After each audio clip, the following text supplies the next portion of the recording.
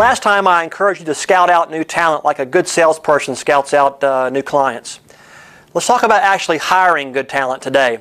I would encourage you to act more like a detective, objectively piecing together clues to find that right person. Unfortunately, many hiring managers act more like a first-time car buyer. They're nervous, they're unprepared, they settle for the first car they find, they overlook defects, etc. As a detective, you want to take your time and find out if your candidate really has the character and credentials to fit your job and your workplace. Or as I once heard it put, hire slow and fire fast. Here's a few ideas for you. First, don't overlook screening for organizational fit. How much time do you spend dealing with employees who don't fit in? They should never have been hired.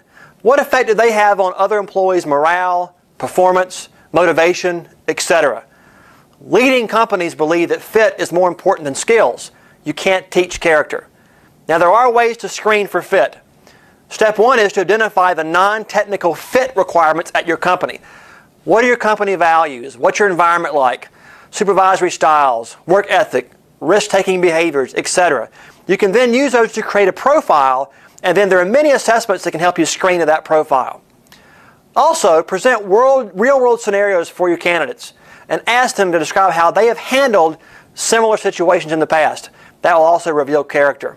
And lastly, consider requiring each top candidate to submit 2 letters to you, one for a personal reference and one for a work reference. Also check out what people are saying on LinkedIn about them. These will say a lot about your candidate's character as it relates to your work. Now, it's obviously important for a candidate to have the right job skills. However, we see many companies screening candidates based on outdated or generic or safe job descriptions or ads.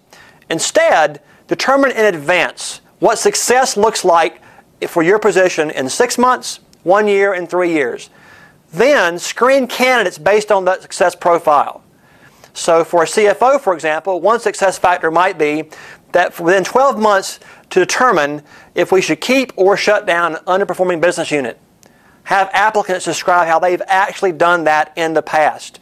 Not how they would do it, how they've done it.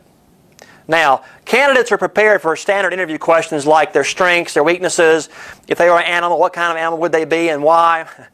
The best predictor of success, however, is past results, not interviewing prowess.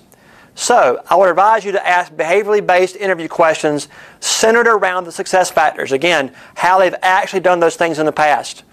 Listen intently for how they describe a situation, what their role actually was, and what the result or outcome was. And lastly, please perform background checks and assessments. Their cost pales in comparison to a bad hire.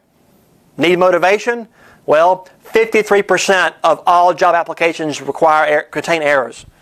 Enough said there. So do these things and you will hire better people who will stay longer. As always, call if we can help.